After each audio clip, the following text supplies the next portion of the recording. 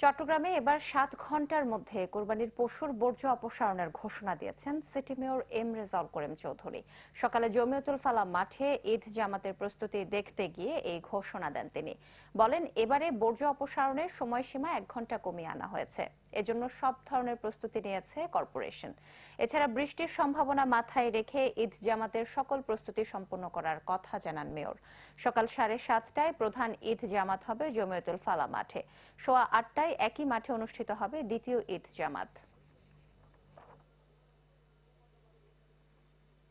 গতবারও আপনারা দেখেছেন, তার আগের বারও দেখেছেন, কোনো দুর্গন্ধ কোনো নাগরিক সেটা পায়নি।